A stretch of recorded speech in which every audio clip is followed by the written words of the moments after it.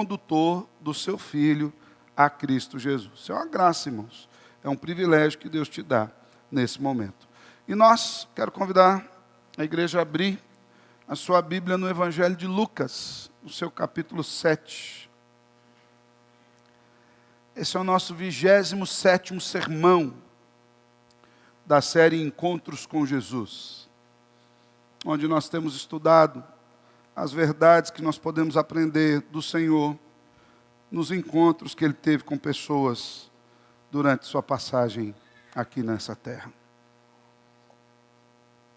E hoje nós vamos meditar um pouquinho num encontro muito bonito, muito especial, de Jesus com dois personagens. Simão, um fariseu, e uma mulher pecadora que ungiu os pés de Jesus. Lucas 7, dos versos 36 até os 50. Quero convidar você a acompanhar a leitura da palavra. Eu vou ler na Nova Almeida atualizada, tem projetado para que você possa acompanhar. O tema da nossa mensagem hoje é Simão e a pecadora, lições de uma fé em contraste. Diz assim o texto das Escrituras: um fariseu convidou Jesus para que fosse jantar com ele. Jesus, entrando na casa do fariseu, tomou lugar à mesa, e eis que uma mulher da cidade, pecadora, sabendo que ele estava ali jantando na casa do fariseu, foi até lá com um frasco feito de alabastro cheio de perfume.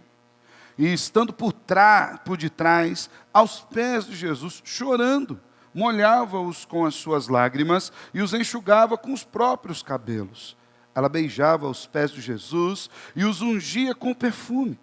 Ao ver isto, o fariseu que o havia convidado disse consigo mesmo: se esse fosse profeta, bem saberia quem é e que tipo de mulher é essa que está tocando nele, porque é uma pecadora. Jesus se dirigiu ao fariseu e lhe disse: Simão, tenho uma coisa para lhe dizer. Ele respondeu: diga, mestre. Jesus continuou: certo credor tinha 2 devedores. Um lhe devia 500 denários e o outro devia 50. E como eles não tinham com o que pagar, o credor perdoou a dívida de ambos. Qual deles, portanto, o amará mais? Simão respondeu: penso que é aquele a quem mais perdoou. Jesus disse: você julgou bem. E voltando-se para a mulher, Jesus disse a Simão: você está vendo essa mulher? Quando eu entrei aqui em sua casa, você não me ofereceu água para lavar os pés. Esta, porém, molhou os meus pés com lágrimas e os enxugou com os seus cabelos. Você não me recebeu com um beijo na face. Ela, porém, desde que entrei, não deixou de me beijar os pés. Você não ungiu a minha cabeça com óleo, mas esta com perfume ungiu os meus pés. Por isso, afirmo a você que os muitos pecados dela foram perdoados, porque ela muito amou, mas aquele a quem pouco se perdoa, pouco ama. Então Jesus disse à mulher: os seus pecados estão perdoados. Os que estavam com ele à mesa começaram a dizer entre si: quem é esse que até perdoa pecados? Mas Jesus disse à mulher: a sua fé salvou você. Vá em paz. Palavra boa, né? A sua fé te salvou. Vá em paz. Vamos orar mais uma vez? Obrigado, Senhor, pelo privilégio que o Senhor nos dá de estarmos diante da Tua Palavra, para meditarmos nas Escrituras e aprendermos aquilo que o Senhor tem a revelar acerca de si mesmo, nós, e acerca de quem nós somos no Senhor. Quero lhe pedir, Senhor, que o Senhor conduza as nossas mentes e corações cativos a Cristo nessa noite, de maneira que nós não venhamos ouvir a palavra de um homem, mas que nós ouçamos a voz do Senhor manifesta na exposição das Escrituras. Fala conosco, Deus. Nos abençoe em nome de Cristo Jesus. Amém e amém. Irmãos, esse é um relato lindíssimo das Escrituras, o relato dessa mulher. Uma mulher pecadora, que vem num momento bem, por assim dizer, inoportuno. No meio de um jantar, Jesus estava sendo recebido como convidado na casa de um homem importante. E aquela mulher vem por detrás e unge, Jesus com o seu óleo, ela chora aos seus pés e ela beija os seus pés. Esse relato, ele, embora seja único aqui, nós temos alguns textos correlatos, Mateus, Marcos e João, relatam uma história parecida com essa, de Jesus sendo ungido em Betânia, só que na casa de um outro Simão, que naquele momento, nesses textos, é reconhecido como leproso. João afirma que a mulher dos relatos de Mateus e Marcos era Maria, irmã de Marta e de Lázaro, amiga pessoal de Jesus. Porém, aqui Lucas, ele não trata dessas questões. Dá-nos a entender que é um outro relato. É um outro Simão, esse não leproso, mas sim um fariseu, um homem que frequentava a sinagoga, um religioso da sua época, que havia convidado Jesus para entrar à sua casa, para comer com ele. E essa mulher, inoportunamente, é interessante quando nós comparamos os relatos, porque o Simão leproso não poderia frequentar a sinagoga, porque a sua lepra era algo que o tornava impuro para os momentos culticos. Mas o Simão fariseu era um homem religioso, que não gosta de nenhum tipo de relação com o pecado. E a mulher pecaminosa entrou na sua casa, como nos diz as Escrituras. Aqui no nosso texto, embora nós tenhamos um relato bem parecido com o que é feito pelos demais evangelistas, nós podemos encontrar alguns distintivos, como nós já falamos aqui. Esse Simão é fariseu, e a mulher é reconhecidamente uma pecadora. Uma das possíveis traduções para pecadora é prostituta, uma mulher que vivia de vender o seu corpo. E naquele tempo nós tínhamos dois tipos de prostituição. A prostituição, como nós vemos hoje, que é a pura venda de prazer, a simples venda de prazer, mas também tínhamos as prostitutas cultuais, que eram aquelas que ficavam ao redor de templos pagãos e vendiam os seus corpos em forma de ritual a essas hostes pagãs que ali ficavam. O texto não nos diz que tipo de prostituição essa mulher praticava, mas o texto nos deixa bem claro que ela era conhecida por isso. Ou seja, é uma mulher que por onde ela passava na cidade, todo mundo sabia, aquela mulher ali não é uma boa pessoa. Ela não era o tipo de mulher que as pessoas gostariam de ter em casa por momento algum, ainda mais num momento tão especial quanto Simão estava experimentando, que era ter Jesus dentro da sua casa. Por isso também, alguns comentaristas dizem que muito provável que ela não fosse a Maria, irmã de Marta e de Lázaro, porque esse relato de pecadora não combinaria com Maria naquilo que o texto bíblico nos mostra acerca disso. No entanto, essa palavra, independente de quem fosse essa mulher e de quem fosse esse Simão, o leproso ou apenas o fariseu, se a mulher fosse Marta ou Maria Madalena ou qualquer outra, esse relato nos apresenta algumas verdades muito importantes. E eu gostaria que nós pensássemos e observássemos esse relato das Escrituras, observando os contrastes que o Senhor nos apresenta com respeito à fé de Simão e à fé dessa mulher pecadora. E nós temos algumas lições muito importantes acerca desse contraste da fé. E a primeira lição que nós podemos ver aqui, nós podemos perceber que há um contraste de posições sociais. Há um contraste de conhecimentos, há um contraste sobre a fama de cada uma dessas pessoas.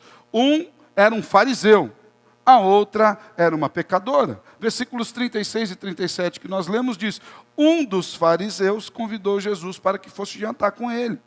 Jesus, entrando na casa do fariseu, tomou lugar na mesa, e eis que uma mulher da cidade, pecadora, sabendo que ele estava jantando na casa do fariseu, foi até lá com um frasco feito de alabastro cheio de perfume. Aqui você pode perceber algo muito interessante. Logo de início, nós temos duas pessoas completamente diferentes quanto à sua conduta. Duas pessoas completamente diferentes quanto ao seu contexto social. Duas pessoas que eram vistas de maneira diferente na sociedade. Um fariseu e uma pecadora. E quem eram os fariseus? Eu sei que, de uma maneira geral, a gente tem um olhar muito duro para com os fariseus e eles fazem jus a esse olhar em alguns aspectos. Mas de uma forma assim, mais aprofundada, os fariseus eles eram religiosos. Os fariseus eram pessoas que iam à igreja. Os fariseus eram pessoas que liam a palavra, iam às sinagogas, eles tinham as suas falhas sim, mas a falha não era ser conhecido como um pecador. Os fariseus, eles faziam parte de uma seita religiosa, uma espécie de facção política no meio da fé judaica.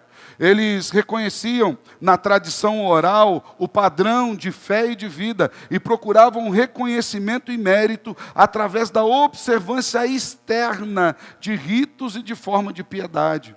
Os fariseus eram aqueles que gostavam de praticar jejuns de maneira pública, eram aqueles que gostavam de orar elevadamente em lugares que eles eram vistos orando. Eram pessoas que gostavam de dar esmolas de maneira visível, né? Naquele tempo não tinha celular, mas eu imagino que se os fariseus vivessem num tempo como hoje, é aquele que dava a esmola tirando selfie, né?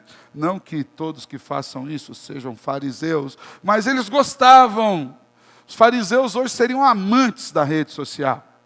Também os fariseus eram aqueles que estavam completamente ligados aos cerimoniais, aos rituais, como a lavagem externa, para que as pessoas os vissem praticando os sacrifícios. O grande problema do fariseu não era a sua prática de espiritualidade pública. O problema deles era a negligência no coração de uma piedade genuína. O problema é que eles faziam tudo isso não por causa de um reconhecimento de que Deus era digno de que nós agíssemos de uma forma diferente, mas eles faziam isso porque eles queriam que as pessoas vissem neles um quê de piedade, que as pessoas vissem neles que eles eram diferentes do resto do mundo. Eles queriam que as pessoas os considerassem dignos dos céus pelas suas boas obras. Porém, os fariseus tinham suas dificuldades também. Por exemplo, eles criam que havia anjos bons e anjos maus, e que esses anjos agiam e digladiavam-se, e às vezes os maus ganhavam. Eles aguardavam a vinda de um Messias, mas não do Messias da forma como Jesus veio. Haja vista, nós vamos entender um pouco sobre isso quando nós formos analisar a maneira que Simão recebeu Jesus em casa. Porque Jesus era o Messias. Se os fariseus aguardavam a vinda do Messias, ora, que oportunidade maravilhosa de receber o Messias em casa. Mas a perspectiva farisaica da vinda de um Messias era de um líder político, de alguém que viesse e, em nome de Deus, levantasse uma espécie de bandeira, que viesse usurpar o poder que estava instituído na época do Império Romano, de Herodes. De maneira que os fariseus, eles eram ferrenhos nacionalistas, e eram homens que tinham completo asco, pavor, tinham completo nojo, por assim dizer, a tudo que estivesse ligado ao nível de poder do Império Romano. Ou seja, de uma certa forma, esses homens eles eram amados pelos judeus, pelo seu próprio nacionalismo. Os fariseus também eram homens influentes na política e na sociedade. E embora nós tenhamos vários relatos de Jesus lidando com os fariseus, o historiador Flávio Joséfo diz que eles não passavam de um número seleto de 6.000 no máximo. Ou seja, era uma espécie de uma casta poderosa no meio do povo. Esse homem, um homem conhecido, um religioso de carteirinha, completamente preocupado com a aparência exterior, era ele que estava recebendo Jesus em casa. Na verdade, quando esse homem estava recebendo Jesus em casa, talvez muitas pessoas pensassem, olha, como Simão é um cara especial demais. A vida dele espiritual é algo que nós precisamos observar. Jesus está indo na casa dele. Porém, o grande problema de Simão, o fariseu, é que a sua aparência exterior não era a manifestação daquilo que estava no seu coração. Porque embora recebesse Jesus em casa, embora fosse praticante de ritos religiosos, o seu coração estava afastado do Deus verdadeiro.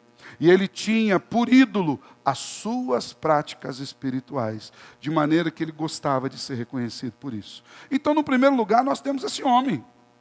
Um homem que, aos olhos da sociedade, era muito bem visto. Um homem que era tido como um religioso. E no outro lado nós temos uma mulher que era reconhecidamente pecadora. O texto não nos apresenta um nome para essa mulher. Já falamos aqui que alguns comentaristas a identificam como Maria Madalena, outros a identificam como Maria, irmã de Marta e de Lázaro. Independente de quem ela fosse de fato, nos deixa claro que essa mulher era alguém que por onde ela passava, ela era reconhecida como a pecadora. Há muitos tempos atrás, eu assisti um filme, mas é muito tempo atrás mesmo, né? Cujo nome era A Letra Escarlate. A Letra Escarlate. Não sei se você já assistiu esse filme. Conta a história de uma mulher que teve um romance com o padre, e como castigo, porque ela tirou o padre dos caminhos do Senhor ali no filme, ela tinha que andar com uma letra que a identificava como pecadora. E onde quer que ela passava, as pessoas falavam, ali vai uma pecadora. Essa mulher aqui do texto, ela não usava nenhum tipo de vestimenta especial que a identificasse como pecadora, até porque não precisava. Onde ela pisava a planta dos seus pés, as pessoas a viam assim. A ideia de pecadora aqui no original, quando você vai olhar no texto original, no grego original, aqui do texto, ela remete ao conceito não de alguém que comete o pecado como um acidente. Porque nessa perspectiva a gente olha para esse texto aqui e fala, pastor, essa mulher pecadora aí, a gente se identifica facilmente com ela, porque nós somos pecadores. Não é essa a ideia de um pecado corriqueiro, ou de um pecado como um acidente de percurso, ou até mesmo do pecado como uma falha de caráter, contra a qual nós temos lutado e temos buscado no Senhor forças para vencer. Não é essa a ideia. A ideia de pecador aqui, o original identifica como sendo alguém que tinha a vida dedicada a pecar. Até então, a vida dessa mulher estava preso a um padrão pecaminoso. A vida dela girava em torno do pecado. Do pecado ela retirava o seu alimento, do pecado ela sustentava a sua vida, do pecado ela sustentava a sua casa, no pecado ela construiu a sua fama. Ou seja, era uma mulher de má reputação.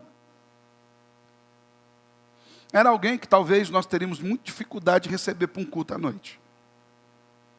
Alguém que, se porventura entrasse numa igreja como a nossa, e talvez ela se sentasse ao lado do marido de alguém, alguém já puxava o marido para cá, paz do Senhor, irmã, traz o maridão para perto aqui. Por quê? Era aquele tipo de mulher que não era aceita facilmente em todos os lugares. Todos olhavam para aquela mulher com um olhar de escândalo e escárnio. E aqui, logo de início, nós vemos esse contraste em duas pessoas encontrando Jesus. E o que nós aprendemos com isso?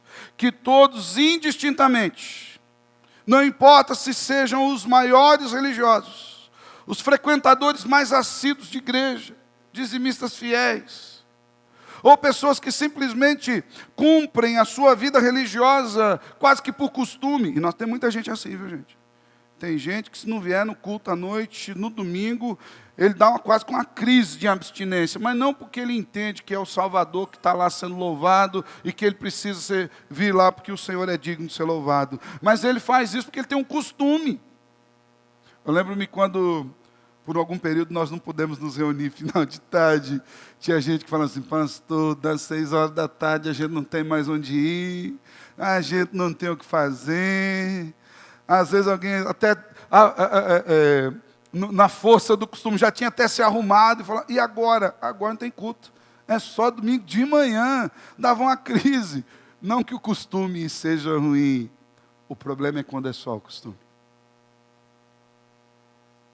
Todos nós, frequentadores de igreja, religiosos, todos, independente da classe social, do status quo, da religião ou de qualquer outra coisa, precisamos reconhecer em Jesus quem Ele é.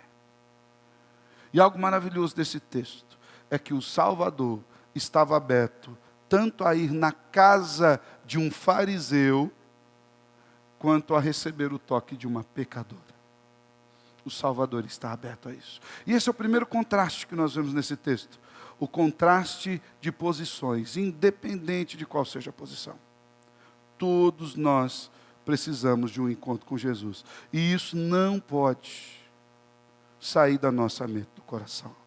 Mas o texto nos apresenta ainda um segundo contraste, que é o contraste da acolhida do fariseu, Simão, e a acolhida da anônima, até então, pecadora. Perceba o que o texto nos diz ali no versículo 36. Simão, o fariseu, convidou Jesus para ir na sua casa. Um dos fariseus chamou Jesus para jantar. E Jesus, entrando na casa do fariseu, tomou lugar na mesa. Considerando o contexto de Simão, é possível que ele tenha feito esse convite por pelo menos 3 possibilidades. Uma das possibilidades que Simão pudesse ter convidado Jesus aí na sua casa é que talvez ele fosse um admirador de Jesus, como Nicodemos, por exemplo. João 3, admirava o mestre, queria saber mais do mestre, mas ele não teria uma outra forma assim de conversar com o mestre e passar desapercebido. Nicodemos foi na noitinha falar com Jesus. Simão pode ter convidado Jesus. Jesus, vem aqui em casa, vamos ter um particular, a gente, fora da sinagoga, sem que as pessoas nos vejam. Pode ser que ele fosse um simpatizante de Jesus, mas não a ponto de ser visto com Jesus em público. Queria um lugar mais particular. Também há uma segunda possibilidade do porquê que Simão possa ter convidado Jesus à sua casa. Ele poderia ter convidado Jesus para persuadi-lo a falar algo que pudesse ser usado contra ele, em uma possível acusação. Isso, inclusive, era típico dos fariseus. Eles chegavam para Jesus, Jesus ensinando, e eles faziam perguntas na tentativa de pegar Jesus em alguma coisa, de fazer com que Jesus dissesse algo do que ele pudesse ser acusado posteriormente. Porque também um dos aspectos dos fariseus é que eles eram inimigos ferrenhos de Jesus. Até porque Jesus vinha quebrando toda a forma de religiosidade com a qual eles viviam. Também pode ser que Simão tenha chamado Jesus por pura vaidade, para dar uma melhorada no seu currículo, para aumentar o seu status. Sendo Jesus famoso, o mestre do seu tempo, poderia amealhar a Simão mais fama, uma aura de espiritualidade maior. Nós não saberemos aqui qual foi o real motivo de que Simão tenha chamado Jesus para a sua casa. Mas independente da causa, do motivo que o mover a fazer isso, Simão teve uma postura frívola para com Jesus. Se ele foi admirador, se ele quis preparar uma pegadinha, ou se ele quis simplesmente aumentar o seu status. Quando nós olhamos a forma como Simão recebe Jesus, nós percebemos que Simão o desconsidera naquilo que ele é. Ele o recebera sem nenhum tipo de cortesia, que era costumeiro dos anfitriãos da época, como oferecer água para lavar os pés.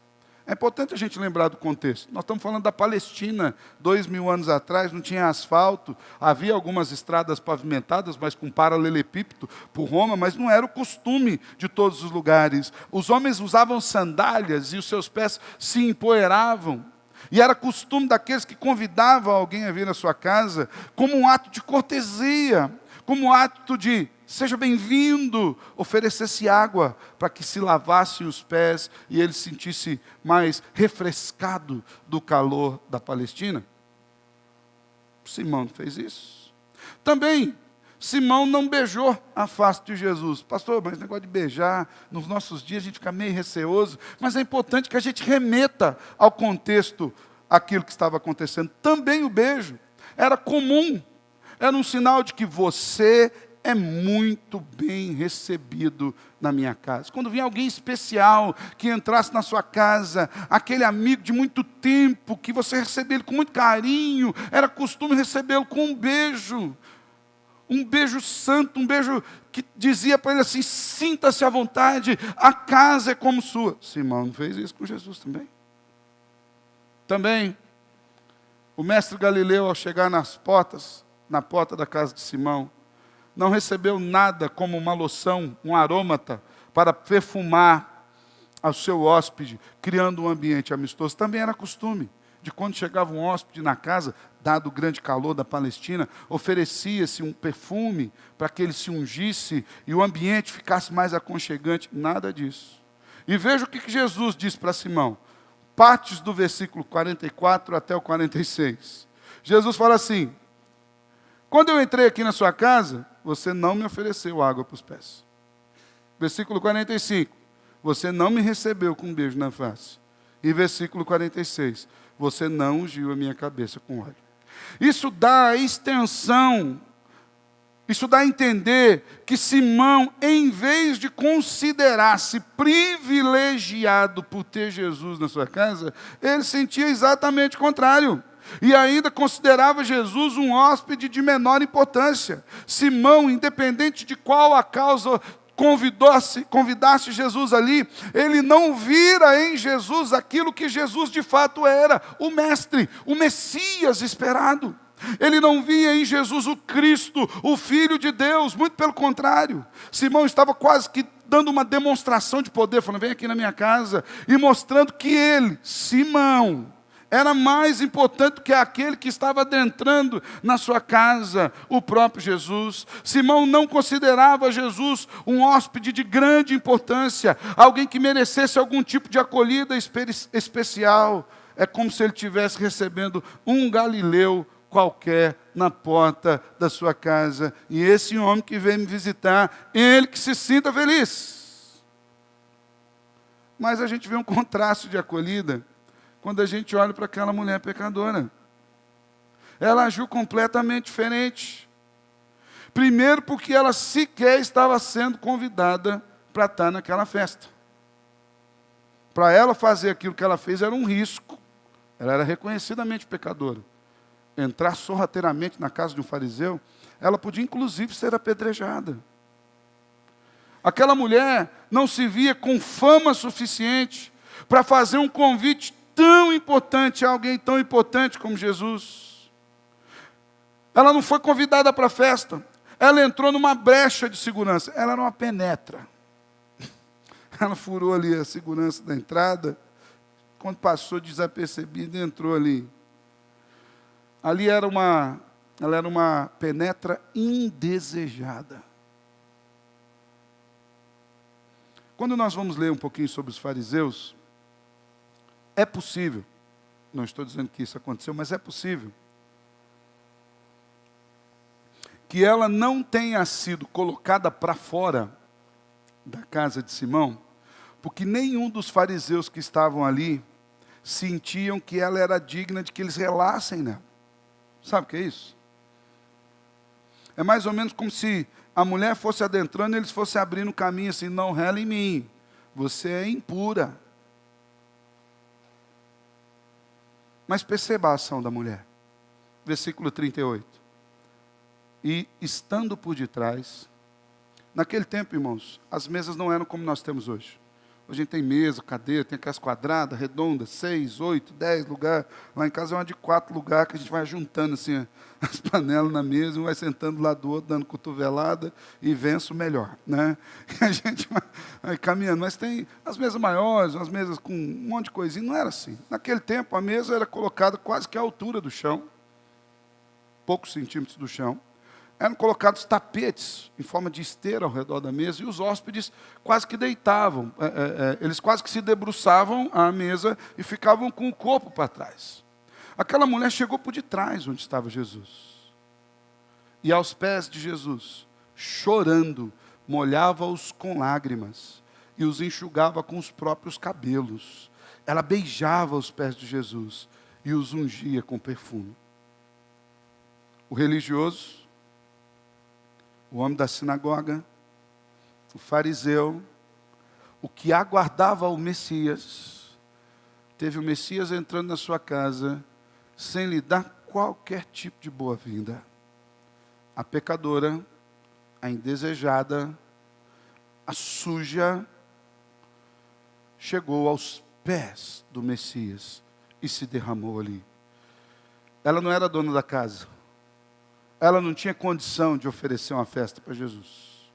Na verdade, ela não se via digna de onde quer que ela morasse, chamar o Salvador para ir para lá, para entrar na sua casa.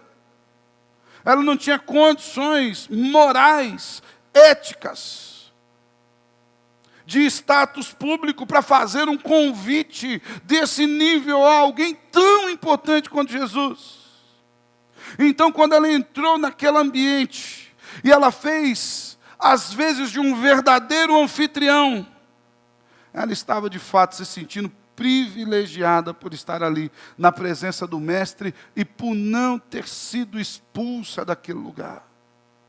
E Jesus, de cara, quando ele foi tratar com Simão, ele apresentou o contraste da acolhida daquela mulher em relação à acolhida de Simão. Mais para frente a gente vai ver que Simão não gostou muito daquela mulher ali. E Simão não gostou muito que Jesus deixou ela relar no pé dele. Pois no versículo 39 a gente vai falar um pouquinho mais sobre isso. Simão falou: isso aí, profetinha de Araque. Ó a mulher que relou no pé dele. Como é que um homem desse diz que é santo? Como é que um homem desse diz que é Deus? Como é que um homem desse quer pregar na sinagoga? A mulher rela no pé dele, fica por assim mesmo. Mas Jesus, versículos 44 a 46, voltando-se para a mulher, Jesus olhando para a mulher, disse para Simão: você está vendo essa mulher? Não tem uma pausa no texto aqui, mas eu consigo imaginar a pausa no texto. Eu consigo imaginar Jesus olhando para a mulher e perguntando para Simão: Simão, está vendo essa mulher aqui? E assim, é a minha cabeça, irmão, não está no texto. Mas eu imagino assim, Simão pensando assim: eu sei quem é essa mulher. O senhor que não sabe essa mulher? Eu não sei como é que o senhor faz o negócio na minha festa, na minha casa, na minha janta. Eu sei quem é essa mulher. E Jesus diz para ele assim: quando eu entrei aqui em sua casa, você não me ofereceu água para lavar os pés. Lembra? Nós falamos isso. Esta, porém, molhou os meus pés com lágrimas e os enxugou com seus cabelos. Olha o contraste. Você não me fez o mínimo de cortesia, o básico, o arroz e feijão, o que seria normal para qualquer pessoa que entrasse na sua casa. Essa mulher, essa pecadora aí, está vendo ela? Ela veio nos meus pés, se debruçou até eles. Lembra que, no nível lá do chão, embora o pé vai sempre estar no nível do chão, mas ela se debruçou, ela chorava aos meus pés. E ela enxugava os pés com seus cabelos. Alguns comentaristas dizem que o ato da mulher enxugar os pés com os cabelos era mais ou menos um ato de desespero.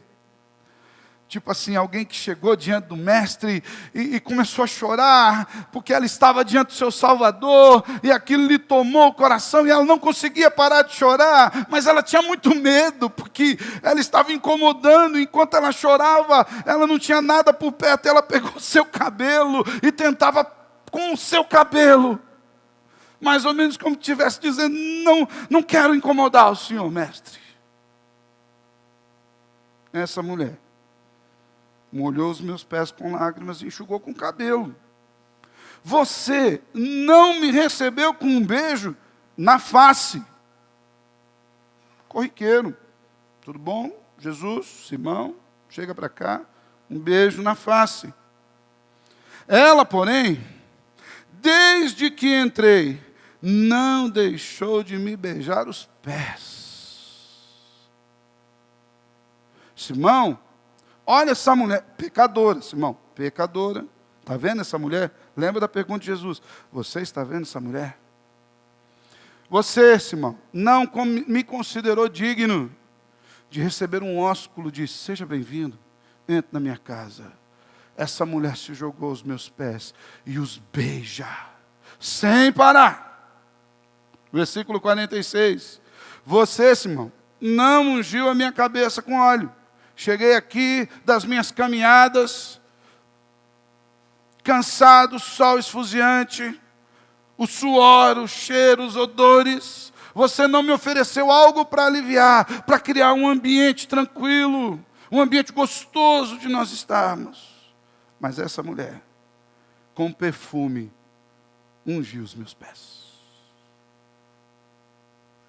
Simão, você não considerou que eu era digno do básico? Seja bem-vindo, entra aqui, senta aí, fica à vontade. essa mulher se jogou aos meus pés, Simão. Simão ofereceu uma festa pomposa, mas fria, para mostrar quem ele era, em contraste com aquela mulher que era pecadora e nem podia estar na festa, que ofereceu um coração quebrantado diante do Senhor. Então, em segundo lugar, nós vemos aqui um contraste de acolhida, e isso precisa nos ensinar também. Sabe por quê, irmãos? Porque às vezes a gente acha que a gente é especial demais.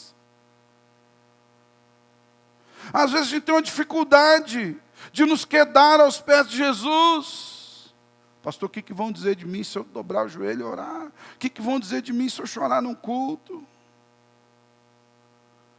Pastor, o que vão dizer de mim no trabalho se eles descobrirem que eu sou crente? É capaz de desassustar mesmo.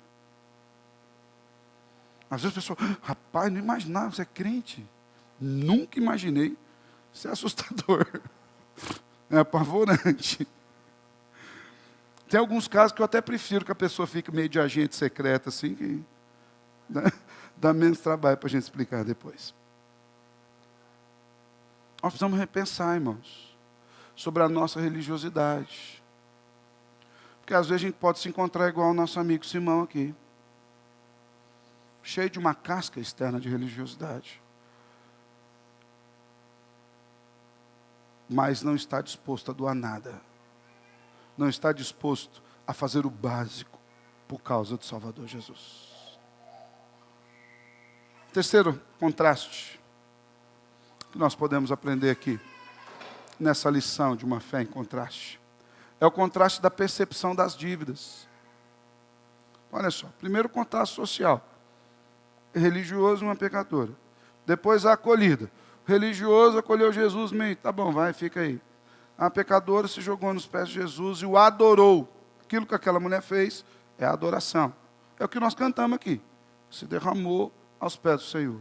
O terceiro contraste é com respeito à percepção de quem cada um deles era. Se os dois primeiros contrastes tinham uma relação da compreensão de quem Jesus era, esse terceiro contraste tem uma relação com a compreensão de quem eles eram. Quando nós falamos do fariseu Simão, nós podemos pensar em um homem religioso e famoso. Ele é do tipo de pessoa que não consegue se ver como limitado, frágil, necessitado, e jamais, sob quaisquer circunstâncias, ele se via como um pecador, como um merecedor do inferno. Isso jamais passaria pela mente de Simão. Muito pelo contrário. Simão era daquele tipo de pessoa que pensa assim, Deus não pode ficar sem eu lá no céu. Eu lembro uma vez agora não lembro qual foi o jornalista que morreu aí. Eu ia matar um que está vivo, que eu ia falar do Boris Casal, mas ele está vivo, tá vivo, é outro. É um jornalista famoso aí, que morreu e na nota da morte desse jornalista, a pessoa que anunciou a morte falou, esse com certeza vai estar no céu. Porque Deus não iria querer ficar no céu sem esse homem. Eu fiquei imaginando que homem que é esse. Eu imagino Deus falando, vem para cá, pai. Vai para o inferno, não, porque um cara bom igual você, vem aqui. Imagina, eu ficar aqui sem você. Eu acredito que Simão tinha um pouco dessa ideia, de que o céu seria um lugar melhor se ele fosse para lá. Jesus, então, conhecendo o coração, ele propõe uma parábola para Simão, verso 40. Jesus se dirigiu ao fariseu e lhe disse, Simão, eu tenho uma coisa para lhe dizer. Ele respondeu, diga, mestre. Jesus continuou, certo credor tinha 2 devedores. Um lhe devia 500 denários e o outro devia 50. Denário é o pagamento de um dia de trabalho. Um devia 500 dias de trabalho, outro devia 50 dias de trabalho. E como eles não tinham com que pagar, o credor perdoou a dívida de ambos. Qual deles, portanto, amará mais? Simão respondeu, penso que é aquele a quem mais perdoou. Jesus disse, você julgou bem. Simão, 10. Passou. Vejo que você é um cara, que se a gente for falar de ética aqui, Simão, você é um cara que está 100%. problema é que a questão de Simão não era cognitiva. E que Jesus não estava propondo a parábola para ver se Simão era um bom interpretador de texto ou se ele poderia fazer um bom juízo. Ele sabia muito bem reconhecer a intensidade de pecados. Ele sabia muito bem linkar tamanho de dívida com tamanho de perdão. Não era cognitiva a ideia, o problema de Simão. O problema de Simão estava no seu coração. Porque ele não se via como alguém que devesse nada para Jesus, para Deus e nem para ninguém. Ele olhava para a sua religiosidade e ele pensava assim: estou bem, tudo tranquilo. Quem vai ter um bônus quando eu chegar no céu é Deus. Fala: rapaz, Simão chegou, coisa boa, festa aqui. O descaso da acolhida de Simão para com Jesus demonstra isso. Lembra Jesus dizendo a ele: você nem um beijo na face me deu. Ou seja, você fez pouco caso de mim. Você não considerou que eu sou o Filho do Deus Altíssimo, o Verbo vivo e encarnado, Deus de Deus. Você não se vê menor do que eu. Você não tem a dimensão de quem você é e de quem eu sou. Esse era o problema de Simão. Simão não se via como um devedor em forma alguma. Há muitas pessoas que se relacionam com Deus dessa forma, irmãos. Com altivez e arrogância, não se vendo como miseráveis, pobres, cegos e nus diante da santidade e dignidade extremas de Jesus. E se a gente não tomar cuidado, o nosso coração é meio assim também. Pecador, eu sou pastor. Que isso? Pastor não peca. Só a graça do Salvador. Sabe como é que essa categoria de gente que o Senhor precisa ter misericórdia dele? Não, mas eu vou na igreja, não tem problema com o pecado. Estou tranquilo. Em contraste a isso, nós vemos a pecadora, que se via como tal. Ela era reconhecidamente uma pecadora, e o texto nos dá a entender que ela, inclusive, se via dessa forma. Ela sabia que só o fato de Jesus ter permitido que ela se chegasse aos seus pés, sem expulsá-la da sua presença, já era um ato de extrema misericórdia com ela. Sabe por quê? Porque ela sabia que ela devia muito. Ela sabia que ela devia tudo. Ela sabia que não havia nenhum tipo de expressão, de religiosidade que pudesse aplacar o inferno da sua alma. Ela sabia que ela estava diante da única solução para o seu quadro deplorável. Todos que estavam ali, todos na cidade, a viam como uma pecadora, e ela sabia que ela de fato era. O que não se achava devedor, não tinha do que ser perdoado, não logrou perdão das suas dívidas. Mas aquela que se via como pecadora, irmãos, aquela que se via como suja, aquela que se via como imunda, como indigna, saiu dali perdoada. Sabe por quê? Porque ela tinha uma noção: eu devo muito. Eu não devo muito, eu devo tudo. Às vezes eu converso com alguns irmãos, crentes, não só daqui, de outros lugares. E alguns falam assim: pastor, me converti, mas eu dou uma melhoradinha. Irmão, que melhoradinha? Teu negócio era perda total. O negócio ali foi tenso. Se não é o Salvador entrar com provisão e graça, não tinha recurso. A conversão não é uma melhoradia. A conversão é uma reconstrução. Quando alguém está em Cristo, ele é uma nova criatura, ele foi feito de novo. E é interessante porque quando Paulo diz isso em 2 Coríntios 5,17, se alguém está em Cristo é uma nova criatura, a ideia empregada ali é a mesma ideia de Gênesis 1, quando Deus está criando todas as coisas. Acontece que em Gênesis 1, Deus cria tudo do nada. Então, quando Paulo diz que nós somos uma nova criatura, significa que não tinha nada para aproveitar. O Senhor nos faz de novo. Aquela mulher sabia que ela devia tudo. E os versículos 47 e 48 nos diz assim: por isso, então respondendo aqui, Simão, quem que vai amar mais? Senhor, aquele que foi perdoado mais. Por isso afirmo a você que os muitos pecados dela foram perdoados. Porque ela muito amou. Mas aquele a que pouco se perdoa, pouco ama, Simão. Sabe por que você não me beijou na face? Você não deu aguinha para o pé, nem óleo para a cabeça? Porque você não achou que você não devia nada. Você achou que estava tudo certo. Que o privilégio de estar aqui era meu. Essa não. Ela sabia que ela não tinha nada. Que ela, só o fato dela estar aqui e sair daqui viva era algo muito grande. Por quê? Porque ela entendeu que os seus pecados eram muitos. Como ela foi perdoada de todos eles, ela me amou de verdade. Então Jesus, no versículo 48, disse à mulher: os seus pecados estão perdoados. Aleluia. A boa notícia do Evangelho, irmãos, ela somente é boa para aqueles que compreendem a péssima notícia de que são pecadores e devedores de Deus.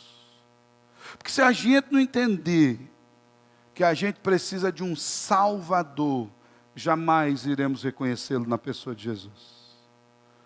Aos que compreendem isso, é estendida a graça e misericórdia. 4, contraste. Temos 3 aqui. 4 é o contraste do amor. Enquanto um considerava que Jesus era um privilegiado por estar na casa dele, o outro considerava indigno de estar diante de Jesus. Um desprezou e o outro amou. Versículo 47 diz que ela amou muito, porque ela foi perdoada. O amor da mulher foi dimensionado pela sua postura, pela intensidade das suas ações e pela sua doação. Perceba que o amor dela não estava calcado na religiosidade, mas na devoção, na adoração, na entrega profunda e verdadeira de tudo aquilo que ela era. Eu temo, só temo, que alguns de nós possam calcar o seu amor em expressões de religiosidade. Jesus, eu vou no culto e o senhor fica satisfeito que eu estou lá. O senhor nem reclama, não. Manda o pastor vir atrás de mim, não. Líder de célula, presbítero, não vem encher minha paciência, não. O senhor fica feliz. E outra, eu vou no culto e ainda dou o dízimo. Então, eu sou alguém que não devo ser incomodado. Eu temo, irmãos, que talvez nós possamos nos relacionar com o Senhor nesse nível. Aquela mulher, quando o Senhor falou do seu amor, Ele falou de uma entrega total. Versículo 37, uma mulher da cidade, pecadora, sabendo que ele estava lá, naquele jantar na casa do fariseu, foi com um frasco feito de alabastro cheio de perfume. O frasco de alabastro, o perfume é caro naquele tempo, o perfume era bastante caro, como é hoje alguns. Mas o frasco, tinha alguns frascos de alabastro que valiam mais do que o perfume. Quem tinha um frasco de alabastro, irmãos, era alguém que tinha muito dinheiro. É muito possível que essa mulher tinha colocado naquele presente que ela levou ali aos pés de Jesus, derramando o frasco, tudo que ela tinha. Talvez aquele frasco representasse todas as suas economias, juntamente com o perfume que estava ali dentro. E é por isso que o texto das Escrituras nos diz que ela levou o perfume num frasco que era feito de alabastro. Porque havia um significado para isso. Assim como o presbítero Rinaldo há pouco falou da viúva pobre que entregou uma moeda. Por que o Senhor, que não está preocupado com a quantidade de dinheiro, quando Ele foi falar da viúva pobre, Ele disse que era uma moeda e era tudo que ela tinha? Para mostrar a intensidade do reconhecimento de quem era Deus e da devoção e adoração dessa pessoa pelo Salvador Jesus. Versículo 38, e estando por detrás, aos seus pés chorando, molhava com lágrimas, enxugava com o cabelo, e beijava e ungia com perfume. Uma entrada furtiva, carregada de lágrimas. Lágrimas de arrependimento, lágrimas de declaração de dependência. Lágrimas de reconhecimento. Eu não devia estar aqui, mas eu estou. Lágrimas de gratidão. Ele podia me expulsar. Ele podia falar, sai daqui. O que você está fazendo aqui, mulher? E podia dar uma reprimenda ainda no Simão. Simão, você me convida para vir na sua casa, deixa uma mulher dessa vir lá no meu pé? Que coisa mais desconfortável, Simão. Mas não foi isso que o Salvador fez. Deu uma reprimenda em Simão, sim, mas não por causa disso. Aquela mulher se derramou. A oferta, as lágrimas, os cabelos, o vaso, o perfume, o dinheiro, tudo que ela tinha. Ela considerava que talvez ela não tivesse uma outra chance. Igual aquela mulher com 12 anos de fluxo de sangue, irmãos. Jesus indo lá para a casa do Jairo, um homem importante, diferentemente do Simão. O Jairo tinha uma devoção pelo Salvador. Jairo era um homem que falava, Salvador nem merecia que ele fosse lá na minha casa. Filhinha doente, Jairo ficou quieto, Jesus parou. Aquela mulher veio sorrateiramente, no meio da multidão. Tocou na orla do manto. A ideia é assim, não quer nem incomodar. Jesus parou tudo, saiu o poder de mim. Já falamos nesse texto aqui, que até os discípulos olharam para Jesus e falaram, Jesus, você vem reclamar que estão te apertando? Ou melhor, você vem reclamar que alguém te relou? Está todo mundo te apertando aqui, Jesus? É mais ou menos como se os discípulos estivessem dando uma reprimenda no Salvador, viu? Tipo assim, Jesus, paciência, né? Só vou parar o negócio aqui porque alguém te relou. Novidade. Jesus falou, não, vocês não estão entendendo. Foi diferente. Saiu o poder. Alguém foi curado. Alguém tocou com fé. Alguém veio a mim, sabendo que eu sou o único que podia mudar a sua história. Essa mulher, sorrateiramente, foi aos pés de Jesus. Quedou-se, entregou tudo que tinha. A intensidade do amor está diretamente, proporcionalmente ligada à intensidade do reconhecimento da graça que recebeu. Sabe por que a gente às vezes ama pouco? Por que a gente faz pouco, se envolve pouco? Ou às vezes torce o nariz para se envolver? Irmão, estamos precisando de alguém fazer isso. Irmão, estamos precisando fazer alguém fazer. Sabe por quê? Porque não reconheceu a profundidade daquilo que foi feito por ele na cruz do Calvário. Ela amou muito, porque de fato se via como uma pecadora que precisava de Jesus. Simão amou pouco, porque se via como um homem bom, sem a necessidade de Jesus. Último contraste, para a gente terminar, que é o contraste do perdão. Pessoas diferentes, fariseu, pecadora. Acolhidas diferentes, com beijo, sem beijo, sem pompa, circunstância, e o outro com amor. Doações diferentes, percepção de pecado diferente, amor diferente. Só que o resultado disso também foi diferente. O contraste do perdão. Um dos perigos de se relacionar com Deus de uma maneira frívola, desconsiderando que Ele é Deus, é o risco de conhecê-lo de perto, saber muito sobre Ele, vir na igreja, decorar versículo, cantar canções, ouvir sermões, mas não ver o principal, que Ele é o Salvador e que nós precisamos dEle. Versículo 49 diz que os que estavam com Jesus na mesa começaram a dizer entre si, quem que é esse aí que perdoa pecado? Olha o que ele falou para a mulher. Seus pecados estão perdoados. Quem é que é esse cara? Aquela mulher pecadora viu em Jesus algo que os fariseus não conseguiram ver. Que ele tinha poder de perdoar pecados. E que por conseguinte, ele era o único que poderia resolver o seu maior problema. Livrá-la da escravidão do pecado. É provável que a prostituição fosse muito mais do que um serviço daquela mulher, mas fosse uma situação social da qual aquela mulher não conseguia se desvencilhar. Pela fama, e pela necessidade. É uma mulher que não ia dizer assim, ó, agora eu larguei de ser prostituta, vou fazer meu currículo e levar para alguém aí. Não ia ter condição. Não era assim que as coisas funcionavam. Aquela mulher foi para Jesus porque Ele era a única solução para libertá-la do pecado. Como a pecadora reconheceu isso, perceba o que ela ouviu de Jesus. Versículo 48, então Jesus disse para a mulher, os seus pecados estão perdoados. É mais ou menos como se Jesus estivesse dizendo assim, você vai receber aquilo que você veio buscar. Você está livre, minha filha. Já não tem mais peso. Não importa mais como eles te reconheçam lá fora. Você foi salva. Irmãos, que palavras maravilhosas. Que presente, que glória aquela mulher recebeu do Salvador.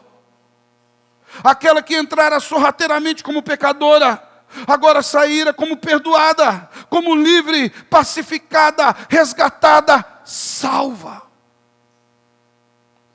Porque quando Jesus disse, seu pecado foi perdoado, Jesus disse assim, eu te salvei, está tudo certo.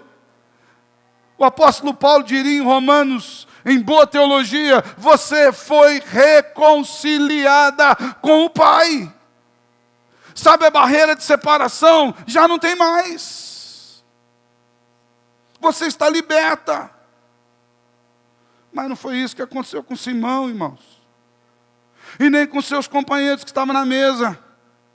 Primeiro, Simão duvidou da divindade de Jesus. Olha lá o versículo 39, falei que a gente ia voltar para ele. Ao ver isso, no caso da mulher que tocou em Jesus, o fariseu que a havia convidado disse consigo mesmo. Simão disse aqui, sabe? Quietinho. E ele com ele mesmo. Se esse daí fosse profeta, bem saberia que tipo de mulher que está aí tocando nele. Pecadora. Vem falar para mim que é Deus? Que papo que é esse? Que história que é essa? Que Deus que é esse que deixou a mulher desse tipo tocar nele? Que nada. Isso é um farsante. Em primeiro lugar, Simão duvidou da divindade de Jesus. E mais, ele e os amigos dele, que estavam tudo ali na mesa, versículo 49, começaram a dizer entre si, a boca miúda, em sussurros, ao pé de orelha. Quem é esse aí que perdoa pecado? O que esse homem está achando? Que audácia! Esse homem vem a esse lugar, vem na nossa casa, comer um jantar que a gente pagou com o nosso dinheiro e pratica um negócio desse. Quem ele acha que é? Muitas vezes a gente age assim, irmãos, porque Jesus salva a gente que a gente não quer que salve também.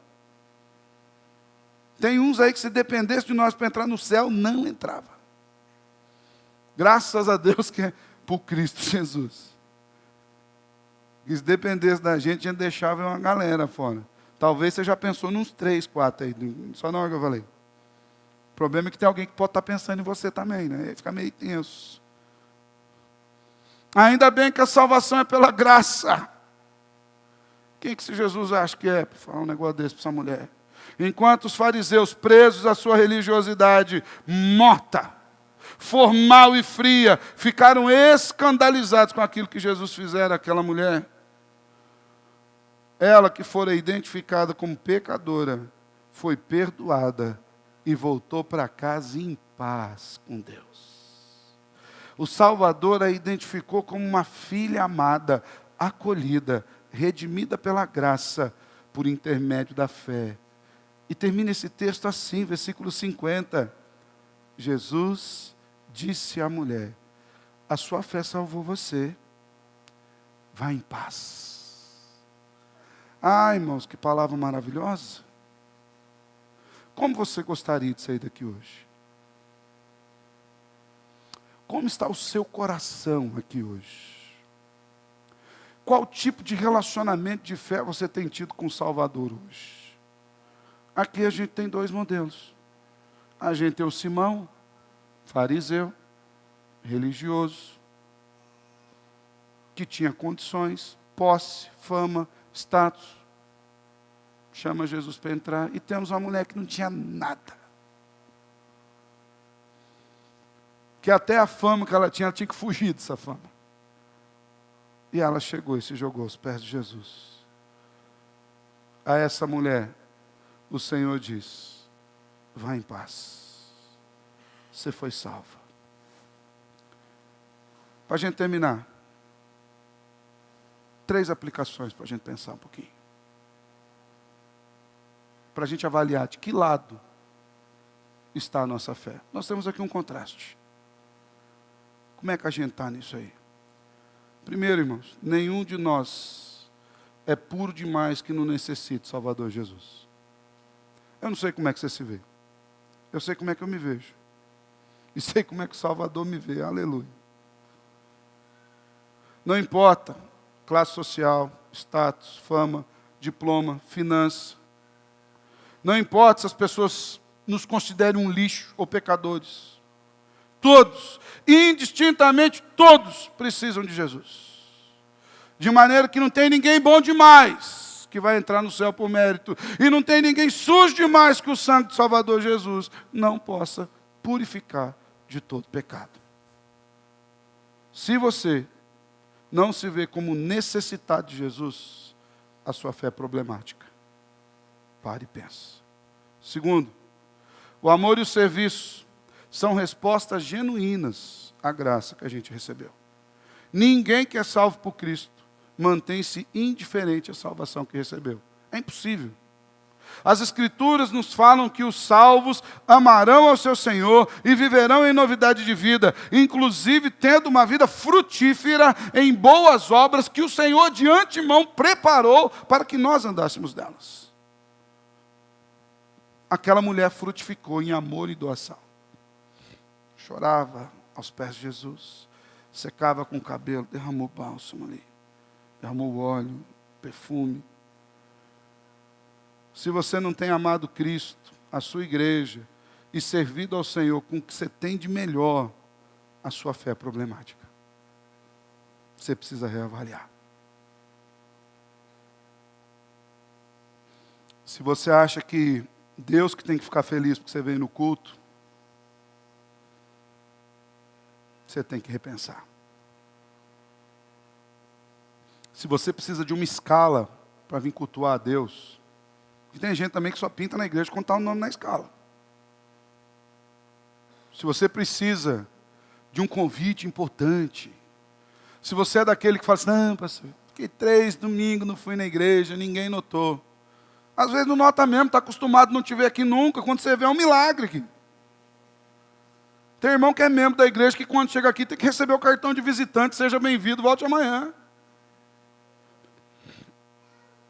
Se você é desse, sua fé é problemática. Você precisa avaliar. Terceiro e último. A maior bênção que a gente pode receber do Salvador é a declaração de perdão. Aquela mulher ouviu as palavras mais doces que alguém pode ouvir. A sua fé te salvou. Vá em paz. Não tem nada maior que isso. Se você é aquele que considera perdão dos pecados como uma benção meio mequetrefe, porque tem gente que acha isso, fala assim: pastor, tanta benção boa, Jesus veio só me perdoar. Misericórdia, irmão. Mas ele não vai dar nem um centavinho para nós assim, uma melhorada na saúde. Não, irmãos. Se você é daquele que vê em Deus, em Jesus, apenas algo para se enriquecer, a sua fé é problemática. Temos aqui um contraste, irmãos, de religiosidade e de adoração verdadeira. Que nós sejamos encontrados no Senhor, como aquela mulher, que até então era reconhecida como pecadora, mas que foi salva e voltou em paz para casa. Que o Senhor nos conduza assim. Amém? Feche seus olhos. Quero orar com você.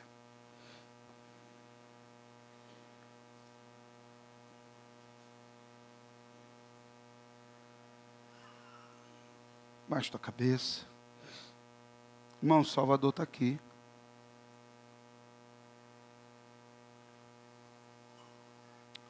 E diferentemente daquilo que aconteceu com Simão, que o convidou para um banquete na sua casa, É o Salvador que nos convida para banquetear com Ele hoje, irmãos.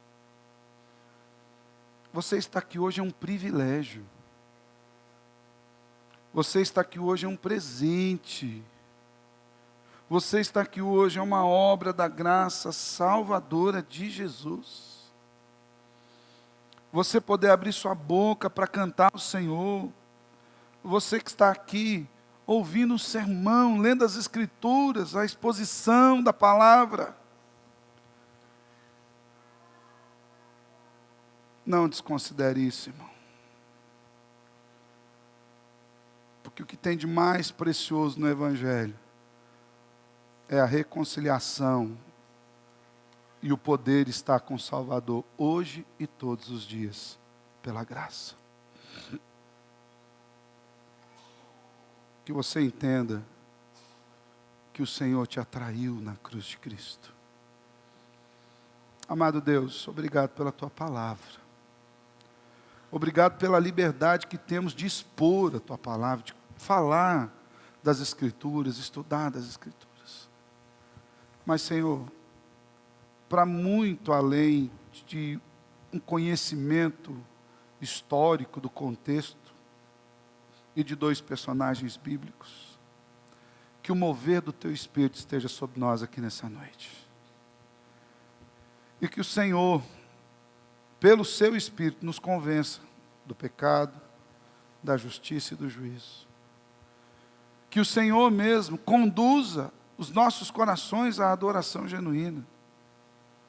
Se porventura tiver alguém aqui nessa noite, Senhor, que entrou aqui se sentindo um lixo, alguém que não era digno de estar aqui, alguém que não era digno de levantar a voz para cantar ao Senhor ou para fazer qualquer coisa, mas que com o coração quebrantado entendeu que o Senhor é tudo que essa pessoa precisa. Que o Senhor renove seu coração. Que essa pessoa possa entender que em Ti há perdão e que ela vá para casa em paz. E se porventura, Senhor, houver no nosso meio algum coração endurecido, carregado de religiosidade, que o Senhor não nos rejeite, que o Senhor nos perdoe, Senhor, e que o Senhor atraia esse coração à cruz de Cristo, para que quebrantado ele se derrame na sua presença, e experimente dessa mesma paz, Salvador, que só o Senhor pode dar. E que o Senhor nos abençoe como igreja, e tenha misericórdia de nós todos os dias da nossa vida. Que a Tua graça, Senhor, nos fortaleça. Em nome de Cristo Jesus. Amém. E amém.